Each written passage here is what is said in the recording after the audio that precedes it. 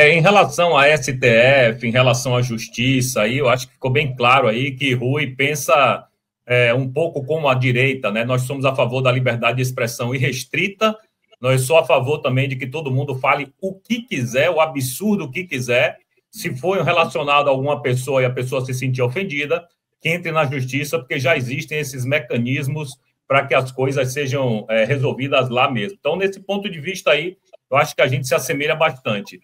O que eu não consigo admitir é o PCO fazer campanha, colocar barraquinha lá para o Hamas, que a gente não pode esquecer o que o Hamas fez. O Hamas invadiu Israel e colocou bebê no forno. O Hamas invadiu Israel e assassinou senhoras, senhores. Aquilo não tem nada a ver com luta de um povo que está sendo colonizado por outro, imperialismo judaico ou sionista, etc. e tal. Isso não dá para a gente entender muito bem porque é que o PCO apoia esse tipo de coisa. Né? Mas eu respeito, como eu disse, eu respeito qualquer pensamento que é divergente do meu. Mas a minha pergunta que eu queria fazer para o Rui é, mudando de geopolítica um pouquinho do Oriente Médio, vamos lá para a guerra da Ucrânia com a Rússia. Eu queria saber qual é o posicionamento dele, quem é que ele acha que está certo nessa guerra aí, né? Se é o Putin ou se é o Zelensky. Bom, primeiro vou falar do Hamas, que você levantou a questão novamente. Eu não concordo que sejam verídicas as afirmações que você fez. O senhor não viu o vídeo? Eu vi muita coisa. Não, o senhor viu o vídeo de bebê no forno? Não, isso é mentira. O senhor viu o vídeo? O exército de Israel negou essas informações. Vídeo não quer dizer nada. Vídeo não quer dizer nada. Eu faço um vídeo de você sendo queimado no forno, sendo que você nunca foi parado dentro de nenhum forno. Mas o vídeo é legítimo. Não, o vídeo não é legítimo. Mas eu também não quero ficar nesse bate-boca, porque você vai falar que sim, eu vou falar que não, então é... Ok, perfeito. Aí precisa chamar o Moraes para decidir quem está certo. Precisa chamar o Moraes. Mas eu vou fazer o seguinte, eu vou apresentar a você, ofereço a todos que estão aqui, o livro que nós publicamos, onde o Hamas explica o que aconteceu no 7 de outubro. Nós estamos preparando um outro livro que se chama A Verdade sobre o 7 de outubro. Se vocês quiserem ler e a gente fazer um debate depois, eu estou totalmente a favor. Mas acho que é chato, né? Eu vou falar que não é, você vai falar que é, e aí o programa fica em lugar nenhum, né? Uma outra coisinha, sobre a liberdade de expressão. Eu não sou favorável que o cidadão se sinta ofendido e vá no tribunal. Eu acho que isso daí é um cerceamento da liberdade de expressão. Eu sou ofendido todos os dias nas redes sociais, todos os dias. As pessoas me ofendem, eu recebo aí uma lista de insultos assim de 100 pessoas por dia, mais ou menos, o que dá mais de 3.000 pessoas por ano. Eu não entrei em nenhum tribunal, não fui em nenhum tribunal, nada. Eu acho absurdo isso. O Flávio Dino processou o Monark porque o Monark falou que ele era gordola. Não pode fazer isso. Essa é a porta para cercear a liberdade de expressão. Não pode. Tem que acabar essas leis. Você falou no jornal uma coisa inverídica, o tribunal tem que dar o direito de resposta para quem foi atingido. Só.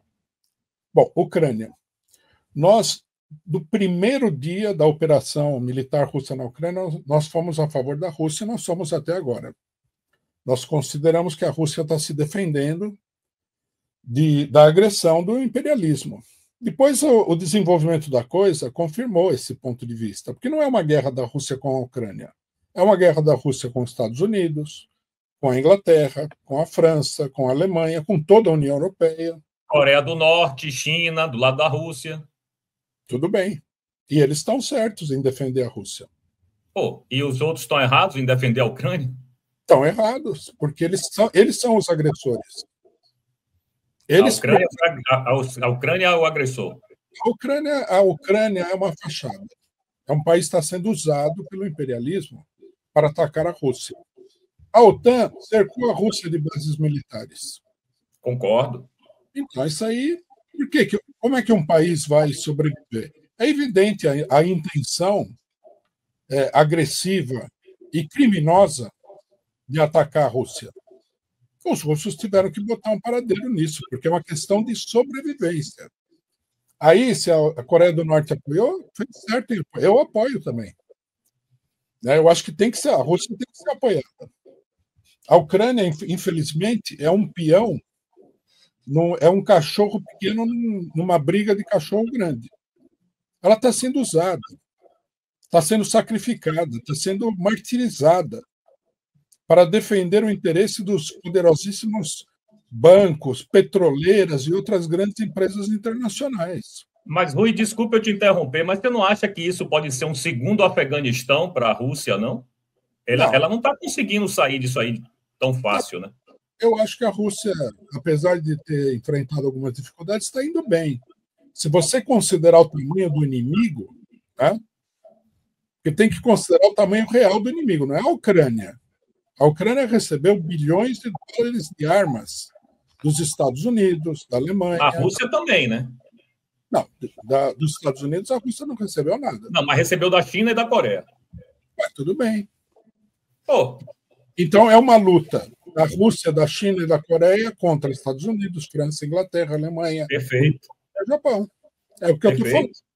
Mas o que eu acho interessante, Rui, é a incongruência até quando a gente usa a régua da liberdade de expressão.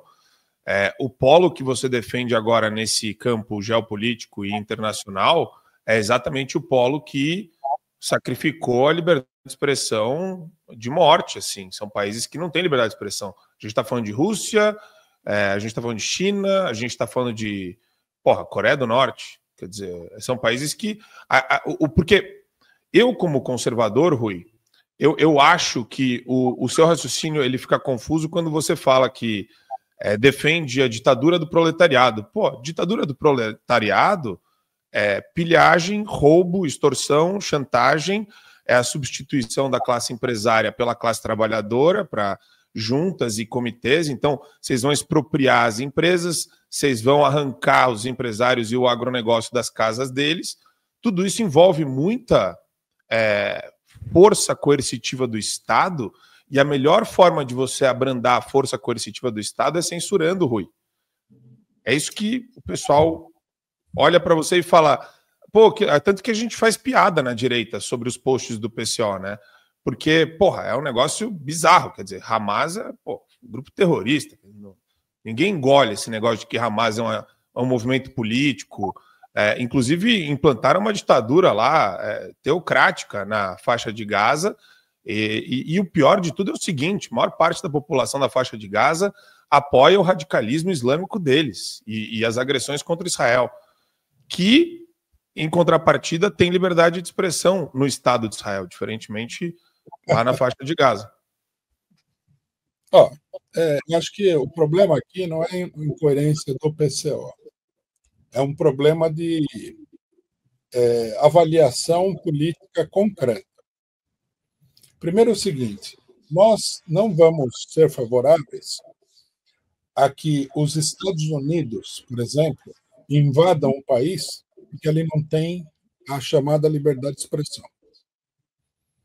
E invadir um país é uma coisa que se coloca acima das características dos regimes políticos. É uma forma extrema de opressão. É muito pior do que cercear a liberdade de expressão.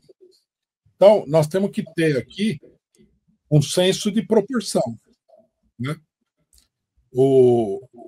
A invasão norte-americana do Iraque, por exemplo, que foi feita em nome da democracia, arrasou o país. Então, se você vai apoiar isso em nome da democracia, você está apoiando uma farsa. Por exemplo, o Afeganistão. A própria esquerda argumenta que o Talibã ele cerceia os direitos das mulheres, o que é real num determinado grau. Agora, a invasão norte-americana matou mais de 1 milhão de pessoas. Quer dizer, tem que ter senso de proporção, você tem que ter uma balança política, onde, diante da realidade que é complexa, você sabe colocar o peso devido em cada coisa, né? O fato de que a Rússia seja ou não seja, né? Aí eu entraria numa discussão, não acho que a Rússia tem menos liberdade de expressão do que outros países do mundo. Mas, enfim, independentemente disso, a invasão, a tentativa de destruir o país que o imperialismo está buscando, é muito mais grave do que um debate sobre a liberdade de expressão. Muito, infinitamente mais grave. Até porque, né, o imperialismo ele foi a fonte de uma quantidade gigantesca de ditaduras no mundo em nome da democracia. Então, nós não podemos nos deixar levar por esse tipo de argumento. O Rui. Bom, só uma coisinha. A questão da Palestina, nós precisaríamos aí de um esclarecimento de fatos, né? O Hamas é terrorista? Primeiro que eu não sei direito o que o pessoal quer dizer com terrorista, porque o Estado de Israel, ninguém fala que é terrorista, matou mais de 100 mil civis na faixa de Gaza. E o Hamas... Onde estão esses números? Esses números são números que são autenticados no mundo inteiro, inclusive pela ONU. Pela ONU, ok. A ONU não saiu em defesa do Hamas. Tá? Ô, Rui, só para você usar esse argumento e continuar a sua resposta, mas deixa eu entender uma coisa dentro desse seu raciocínio. Quer dizer, a soberania é um valor maior do que qualquer tipo de restrição interna que exista no país.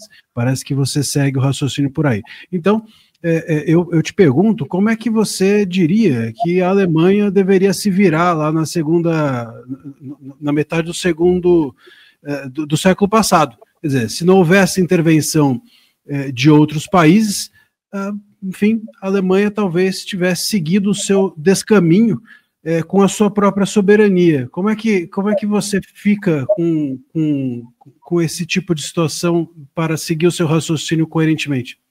Não, eu acho que o povo alemão é que tinha que acabar com a ditadura nazista, não a Inglaterra e os Estados Unidos.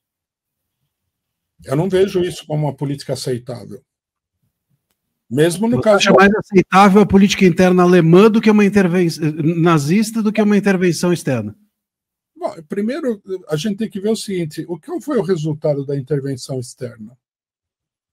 O resultado foi a quase destruição total da Alemanha. O país quase deixou de existir. Por muito pouco, ele não deixou de existir. Porque queriam destruir o mundo, né? Mas tudo bem. Queriam destruir o mundo, era o governo alemão. O povo alemão não tem nada a ver com isso.